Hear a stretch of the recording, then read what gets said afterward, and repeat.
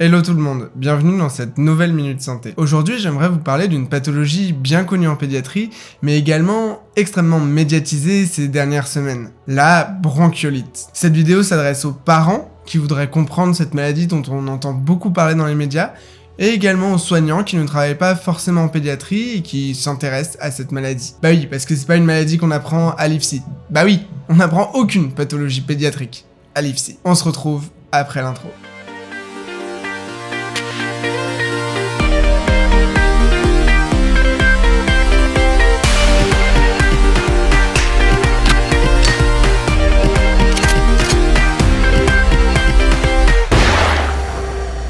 Que ce soit aux urgences pédiatriques ou en réanimation, j'ai eu l'occasion de m'occuper de dizaines et de dizaines de bronchiolites. C'est pour cette raison que je voulais absolument faire une vidéo sur le sujet. Cette maladie peut être tout à fait bénigne, motivant une simple consultation chez le pédiatre, modérée avec passage aux urgences et éventuellement hospitalisation dans un service, ou grave avec une prise en charge en réanimation pour assistance respiratoire. La bronchiolite est une maladie qui, par définition, atteint plutôt les bébés et les nourrissons, et plus particulièrement ceux âgés entre 2 et 8 mois. Dans 50 à 80% des cas, on lui retrouve pour origine le VRS, le virus respiratoire syncytial. La bronchiolite est donc une infection respiratoire des voies aériennes basses, avec une atteinte des bronchioles. Elle commence dans la plupart des cas par une rhinopharyngite des plus classiques. Petit rappel anatomique, l'air rentre par la trachée, qui se divise en deux bronches souches, qui se divisent elles-mêmes en bronches, puis en bronchioles, en intrapulmonaire. Mais alors, que fait donc ce virus aux bronchioles des petits bébés ? Eh bien, le VRS va causer une nécrose et une inflammation des cellules épithéliales ainsi qu'une destruction des cellules ciliées chargées de faire remonter le mucus vers le haut des voies aériennes associées à une hypersécrétion de mucus.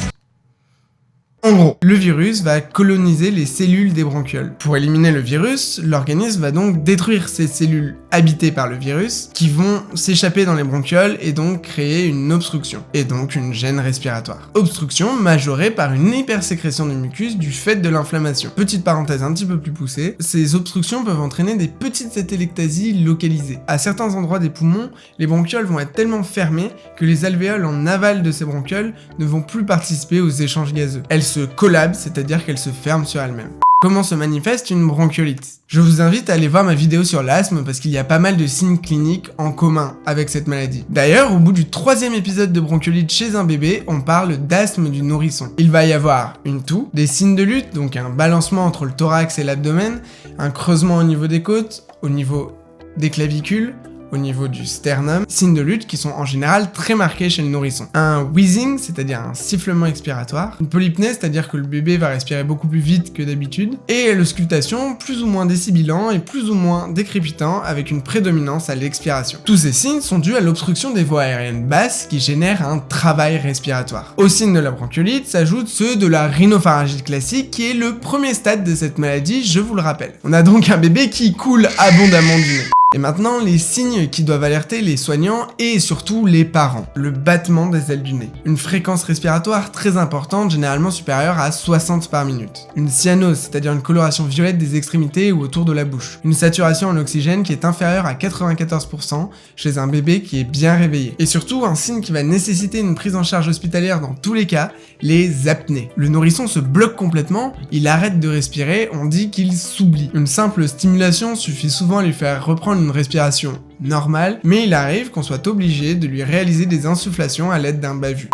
Et alors, quel est le traitement miracle pour cette maladie ? Eh bien, il n'y a pas de traitement curatif. La bronchiolite étant une infection virale, le traitement va être uniquement symptomatique. On va traiter les symptômes le temps que le bébé élimine par ses propres moyens le virus. Il faut savoir qu'en dessous d'1 an, un bébé respire quasi exclusivement par le nez. Comme je vous l'ai dit, dans la bronchiolite, le bébé va être extrêmement sécrétant. Il va donc être nécessaire de lui désobstruer les fosses nasales à l'aide de l'arme ultime, la pipette de sérum fille. Ah ça, je crois que ça parle à tous les jeunes parents. C'est ce qu'on appelle aussi, dans le langage hospitalier, la DRP. D'ailleurs, j'en profite pour faire une petite parenthèse. Je sais que dans certaines maternités, ils apprennent aux jeunes mamans à faire les DRP en mettant une petite goutte de sérum fine dans chaque narine. Ça ne sert à rien du tout. Non, quelle que soit la taille du bébé, il faut mettre une pipette entière par narine. Donc 2 pipettes par DRP. La DRP est le premier traitement symptomatique pour la bronchiolite. Il va également falloir être attentif à la prise alimentaire de l'enfant. Bah oui, imaginez vous ne pouvez respirer que par le nez et en plus quelqu'un s'amuse à vous le boucher. Vous allez voir, c'est pas cool. On va généralement demander aux parents de regarder si le bébé prend au moins 50% du biberon. Si le bébé est allaité, il faudra le peser avant et après les tétés.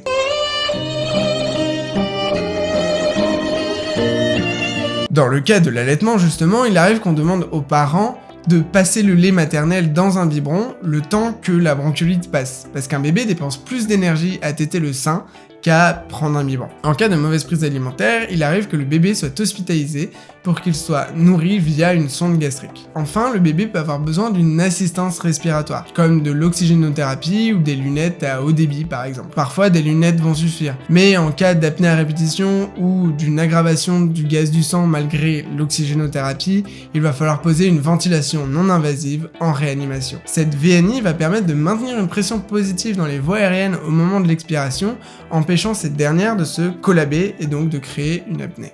Il faut savoir que la bronchiolite est une épidémie hivernale au même titre que la grippe par exemple. En général, elle ne touche pas les enfants âgés de plus de 2 ans. 600 000 cas sont comptabilisés chaque année et il existe même un plan bronchiolite qui dure de octobre à mars, avec des lits supplémentaires d'ouverts pour accueillir des bronchiolites, normalement. Les réanimations et les soins continus s'organisent pour pouvoir les accueillir, normalement. Pourquoi je dis normalement ?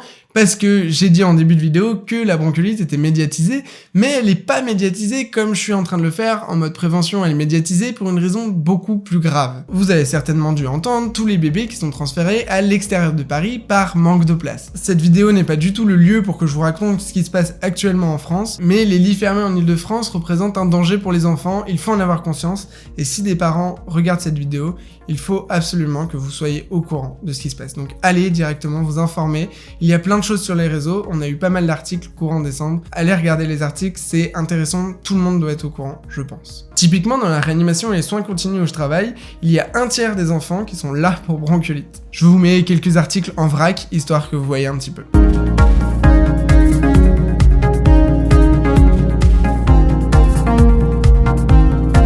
Voilà, j'espère que cette vidéo vous aura plu, que j'aurai été clair et que ça aura pu apporter quelque chose aux parents et aux soignants qui l'auront regardé. N'hésitez pas à me laisser votre avis en commentaire et à partager la vidéo. Je vous dis à la prochaine, salut!